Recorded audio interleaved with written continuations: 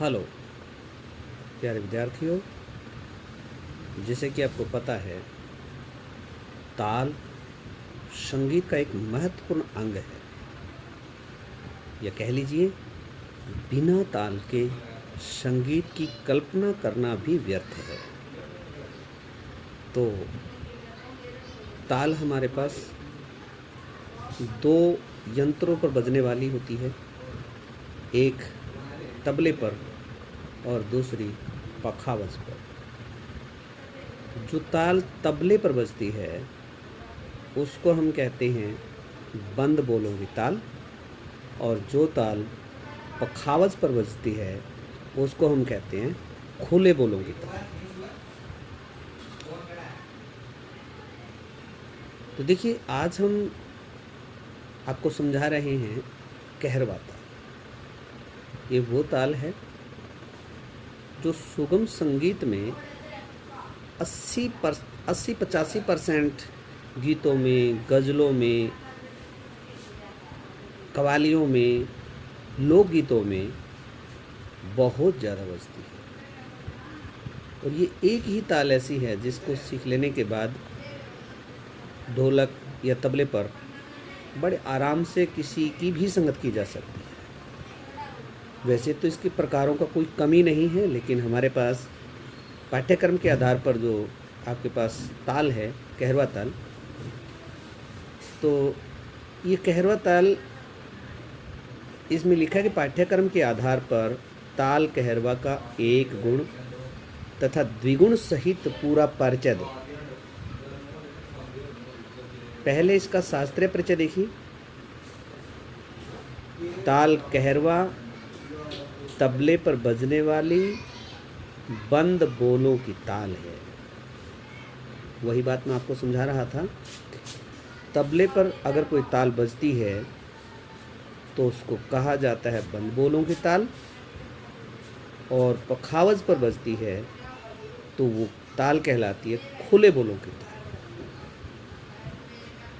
तो क्योंकि इसमें आया है कि ताल कहरवा तबले पर बजने वाली ताल है, तो ये बंद बोलों की ताल हो गई। अब इसमें मात्राएं होती हैं।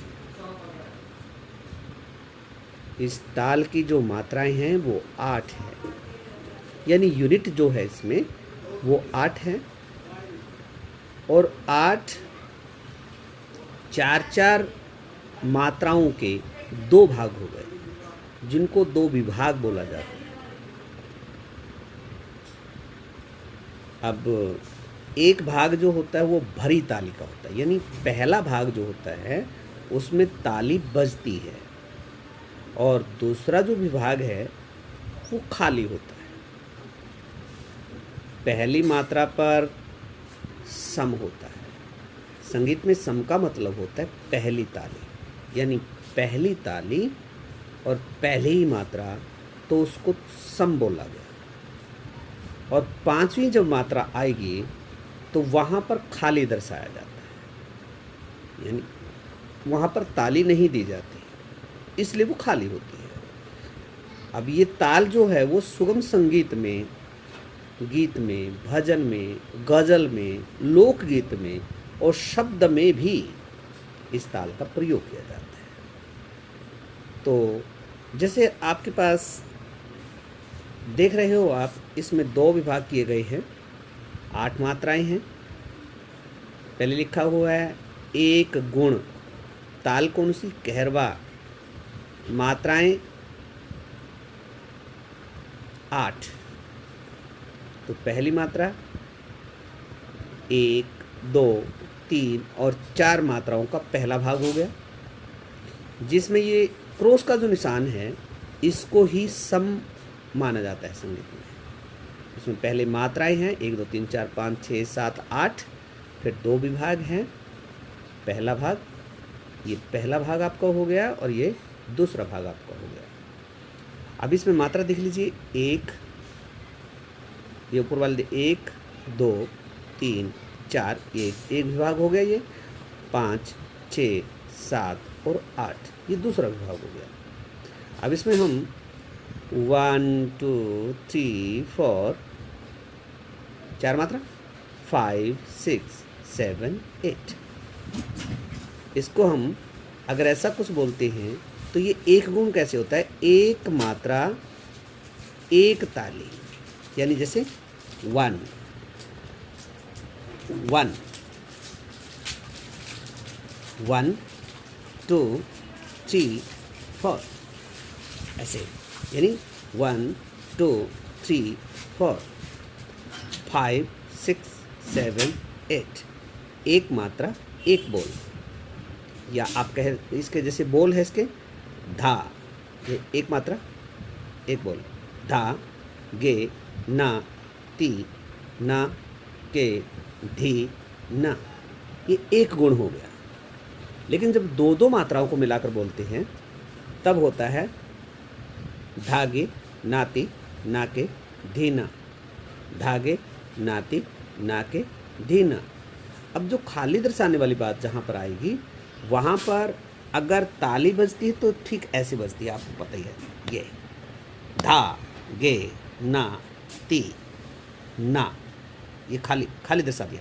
ना क धी ना, धा गे ना ती ना क धी ना, धा गे ना ती ना क धी ना, ये आपका एक गुण है।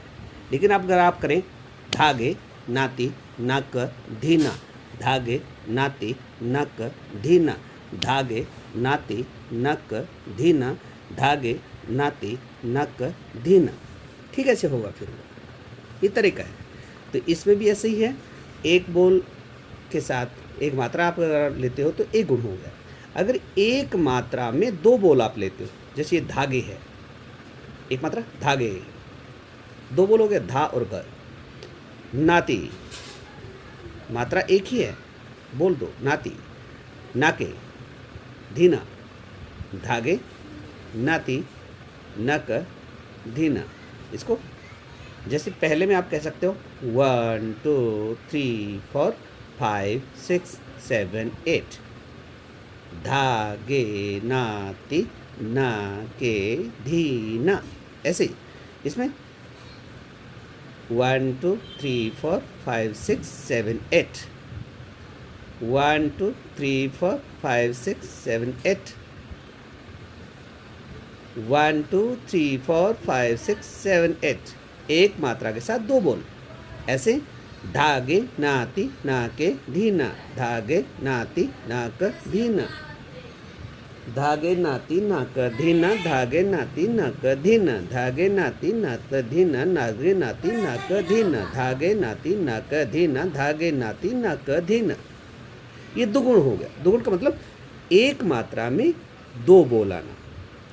तो देखिए, याद कीजिए इसको अच्छी तरह से।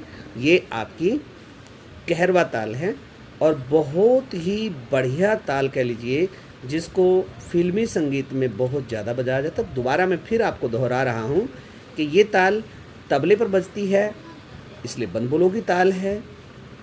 इस ताल में 8 मात्राएं होती है और 8 में 4-4 के 2 भाग होते हैं। ये देख रहे हैं आप, 2 भाग हैं। पहला भाग है 1 2 3 4 मात्रा का और दूसरा भाग है 5 6 7 8, ये भी 4 मात्रा का है। अब इसके पहले मात्रा पर सम, अर्थात ये क्रॉस का निशान जो होता है, सम या पहली ताली आती है, और फिर 5वीं मात्रा पर खाली यानी शून्य दर्शाया जाता है। तो ये हो गया। अब अगर एक गुण है तो एक मात्रा के साथ एक बोल, जैसे एक धा, 2 ये भी मात्रा एक ही है, गे ना ती न क धी न, ऐसे। लेकिन दुगुण में मात्रा एक होगी, बोल 2 होंगे। धा और गे अलग अलग दो बोल हैं, लेकिन एक ही मात्रा में अगर आए, जैसे आप 1 कहें और 1 2 कहें, उतनी टाइम में आप 1 कहें, उतनी टाइम में 1 2 कह दें।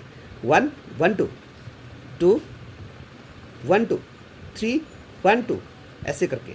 ऐसे यही है, एक मात्रा इसमें बोला है 2, धागे नाती नाके धीना, धागे नाती नाके धीना। और खाली दर्शाने के लिए आपको करना पड़ता है ना, ये खाली हो गया, ना क धी ना।